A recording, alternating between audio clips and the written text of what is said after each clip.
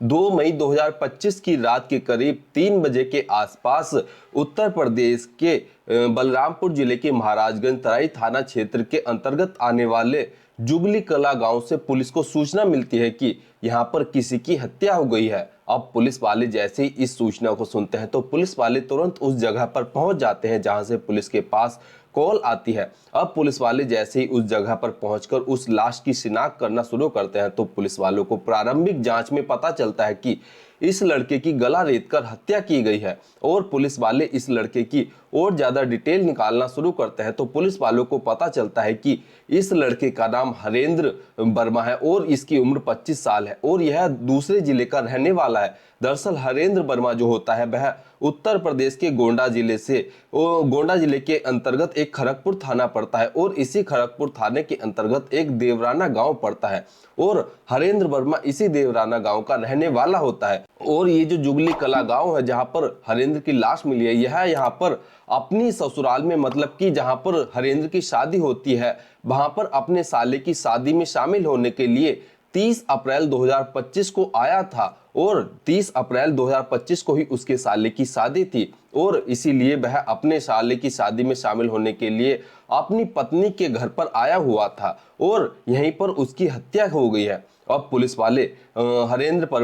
वर्मा की पत्नी से पूछताछ करते हैं तो यहाँ पर जो हरेंद्र वर्मा की पत्नी का नाम होता है वह उमा देवी होता है और पुलिस वाले जब उमा देवी से बात करते हैं तो यहाँ पर उमा बताती है कि मुझे इस बारे में कुछ जानकारी नहीं है क्योंकि मेरे पति जो है मेरे लिए बहुत अच्छे थे और हम दोनों जो है काफी खुश भी रहते थे। लेकिन यहाँ पर दोस्तों पुलिस वालों का जो शक होता है वह उमा देवी पर कहीं ना कहीं गहराता है क्योंकि ऐसे मामले में अक्सर देखा जाता है कि अगर कोई लड़के की जो डेथ होती है वह उसकी ससुराल में होती है तो वह ज्यादातर जो केस है वह उसकी या तो जो उसकी पत्नी है उसकी पत्नी का कोई पुराना आशिक हो या एक तरफा प्यार करने वाला हो या दोनों की सहमति से ही मतलब कि पत्नी और प्रेमी की सहमति से ही यह पूरा जो है कांड होता है। अब पुलिस वाले जो होते हैं वह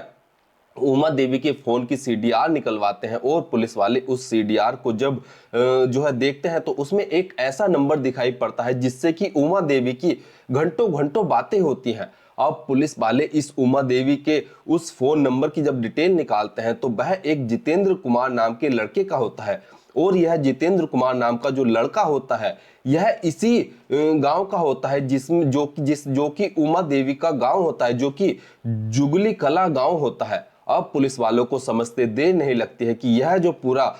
हत्याकांड हुआ है यह प्रेम प्रसंग के चलते हुआ है। अब पुलिस वाले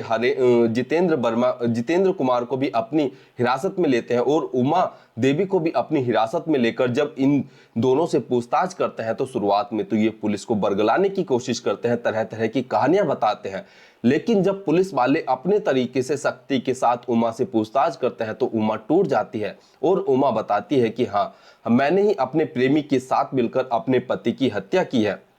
दोस्तों अब उमा जो है पूरी कहानी को शुरुआत से बताती है। उमा बताती है कि मेरी शादी को 4 साल हो गए हैं और मैं अपनी शादी से लगभग 3 साल पहले से ही जितेंद्र के साथ जो है संपर्क में थी, उसके साथ जो है प्रेम प्रसंग में थी और इसी के चलते जो है मेरे गांव में और मेरे घर वालों को भी हम दोनों के संबंधों के बारे में पता चल गया था और हम जो है दोनों शादी भी करना चाहते थे। लेकिन यहाँ पर जो जितेंद्र के घर वाले थे वह तो हम दोनों की शादी के लिए मान जाते हैं क्योंकि वह सोच रहे थे कि जहां पर हमारे बेटे की खुशी है तो वहीं पर हमारी खुशी है। लेकिन यहाँ पर जो उमा देवी के घर वाले होते हैं वह इन दोनों की शादी के लिए नहीं मानते हैं। यहाँ पर उमा देवी अपने घर वालों से जो है हाथ जोड़ के तमाम मिन्नतें करती है और बोलती है कि मैं उसके साथ काफी खुश रहूंगी। लेकिन जो उमा देवी के घर वाले होते हैं वह अपनी बेटी को समझाते हैं, देखो तुम्हें अभी दुनिया की समझ नहीं है और तुम जो हो अभी छोटी हो और जब तुम्हारी दूसरे लड़के से शादी हो जाएगी तो तुम जो हो अपने परिवार को जो है अच्छे से संजोकर रखोगी। और यहाँ पर जो उमा देवी होती है वह अपने परिवार के इसी दबाव के कारण जो होती है वह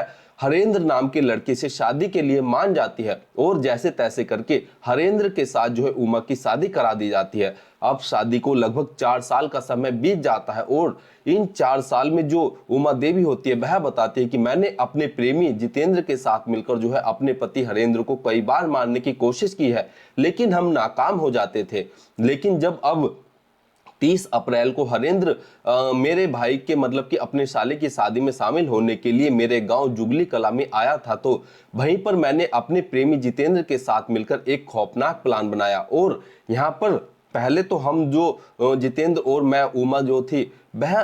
दोनों ही मिलकर हरेंद्र को मारना चाहते थे, लेकिन जब वह काफी बार फेल हो जाते हैं तो वह जहां जो जितेंद्र के दोस्त होते हैं तो जितेंद्र इस पूरे हत्याकांड में अपने 5 दोस्तों को भी शामिल करता है और उन्हें कुछ पैसे देने की भी बात करता है। तो यहाँ पर जो जितेंद्र के दोस्त होते हैं वह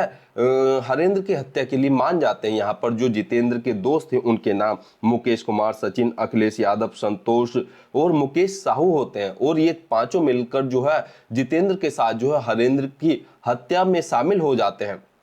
और यहाँ पर जो हरेंद्र जो था वह अपने जिले गोंडे के जो देवराना गांव है वहां से अपने चाचा लल्लू वर्मा के साथ जो है अपनी ससुराल में शादी में शामिल होने के लिए आया था। और जैसे ही 30 अप्रैल की को जो है शादी खत्म होती, शादी का समारोह खत्म होता है, तो यहाँ पर 1 मई को जो हरेंद्र के चाचा लल्लू वर्मा होते हैं वह हरेंद्र से वापस घर चलने के लिए बोलते हैं। लेकिन यहाँ पर जो हरेंद्र के ससुराल वाले होते हैं वह हरेंद्र से बोलते हैं कि दामाद जी, आप एक तो काफी दिनों बाद आए हो और शादी का समारोह भी है, तो यहाँ पर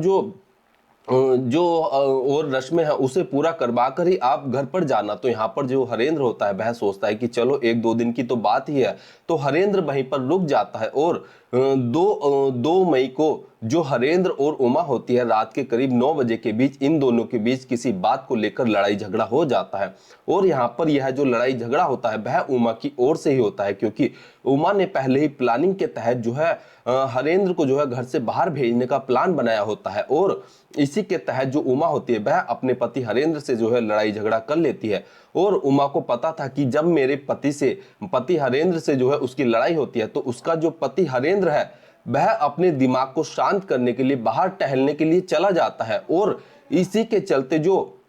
उमा देवी होती है वह अपने पति के साथ लड़ाई झगड़ा करती है। और जैसे ही हरेंद्र और उमा के बीच लड़ाई झगड़ा होता है तो हरेंद्र जो है रात के 9 बजे के करीब जो है घर से बाहर टहलने के लिए चला जाता है। और जैसे ही हरेंद्र अपने घर से बाहर टहलने के लिए 9 बजे के करीब जाता है तो वहीं कुछ ही देर बाद जो हरेंद्र का जो फोन होता है उसके पास एक कॉल आती है। और उस कॉल पर बताया जाता है कि तुम्हारे गांव से एक कोई तुमसे मिलने के लिए आया हुआ है, और वह पूरा नाम, पता और एड्रेस बताता है। तो यहाँ पर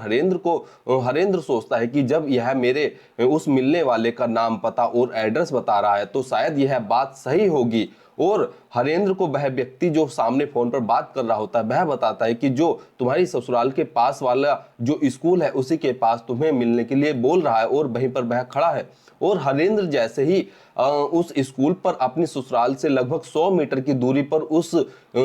स्कूल पर पहुंचता है तो वहां पर पहले से ही जो जितेंद्र अपने 5 दोस्तों के साथ घात लगाकर बैठा होता है, तो वह हरेंद्र को जो है पकड़ लेते हैं। और 5 लोग जब एक व्यक्ति को पकड़ते हैं तो वह अपना आप को कहां तक बचाएगा। और ये पांचों मिलकर जो है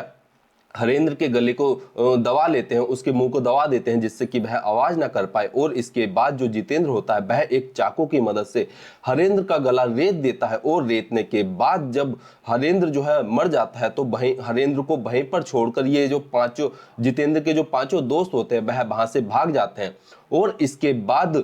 इस पूरे घटनाक्रम को ऐसा दिखाने की कोशिश करते हैं जैसे कि यह एक लूटपाट का कांड हो। और इस लूटपाट के कांड को दिखाने के लिए हरेंद्र के पास जो सामान होता है उन सभी चीजों को यह जितेंद्र और जो जितेंद्र के दोस्त होते हैं वह सब उसके सामान को लेकर वहां से फरार हो जाते हैं। और इसके बाद हरेंद्र जब वापस लौटकर अपनी ससुराल वाले घर पर नहीं जाता है तो ससुराल वाले हरेंद्र को ढूंढना शुरू कर देते हैं। और ढूंढने के बाद जब स्कूल के पास जो है जाकर स्कूल के पीछे की ओर देखा जाता है तो वहां पर हरेंद्र की डेड बॉडी पड़ी होती है। जिसके बाद जो गांव वाले होते हैं वह सोचते हैं कि आखिरकार इस गांव के दामाद की हत्या किसने की है, और वह तुरंत पुलिस को सूचना देते हैं और पुलिस तुरंत मौके पर पहुंचती है। और दोस्तों जब पुलिस इस पूरे मामले की इन्वेस्टिगेशन करती है तो पुलिस वालों को जो है जब ये जो उमा देवी होती है जब इसके पति के साथ इसकी लड़ाई होती है तो उमा देवी ने जितेंद्र के पास जो है कॉल करके उसे बताया होता है कि जो मेरा पति हरेंद्र है वह घर से बाहर आ गया है और वो अब उसकी हत्या जो है तुम अपने दोस्तों के साथ मिलकर कर देना। लेकिन दोस्तों उमा देवी यह भी नहीं सोचते कि उसका जो शादी को जो है 4 साल का समय बीत गया है और उसे अब अपने जो प्रेमी है अगर उसके साथ उसे रहना था तो वह अपने पति हरेंद्र को छोड़ सकती थी, लेकिन उसने अपने पति को ना तो छोड़ा और उसको जो है मौत के घाट में उतरवा दिया। दोस्तों यहाँ पर जो हरेंद्र होता है वह अपने घर का इकलौता बेटा होता है और उसकी 3 बहनें थी, एक बहन उससे बड़ी थी और दूसरे नंबर का हरेंद्र होता है और 2 बहनें उससे छोटी थी। और जो हरेंद्र के पिता थे वह लुधियाना में रहकर काम किया करते थे और हरेंद्र की जो है दूसरे नंबर पर शादी हुई थी और उससे बड़ी उसकी बहन की शादी हुई थी और जिसके कारण हरेंद्र के ऊपर जो है घर का काफी जिम्मेदारी भी थी और हरेंद्र एक अच्छा लड़का था। लेकिन जो उसकी पत्नी उमा थी वह अपने प्रेमी के साथ मिलकर इस तरह के वारदात को जो है अंजाम देती है। लेकिन दोस्तों यहाँ पर यह भी सोचने वाली बात है, जब उमा देवी के घर वालों को उसके प्रेम प्रसंग के बारे में पहले से ही पता था तो उन्हें उसकी शादी जो है किसी दूसरे लड़के से नहीं करनी चाहिए थी, बल्कि उसकी शादी जितेंद्र से पहले ही कर देनी चाहिए थी। चाहे वह जितेंद्र के साथ खुश रहती या ना रहती या उनके बीच जो है लड़ाई झगड़ा रहता, लेकिन वहां पर जो उमा के घर वाले थे उनको जो है उनका जो है उसके बीच में कोई दखल नहीं रहता और इस तरह का जो यह हत्याकांड उमा द्वारा अपने पति की हरेंद्र की हत्या की गई है यह कांड ना होता। दोस्तों इस पूरे घटनाक्रम को सुनाने का उद्देश्य किसी की भावनाओं को ठेस पहुंचाना या दुख पहुंचाना नहीं है, बल्कि जागरूक करना है, सचेत करना है। धन्यवाद।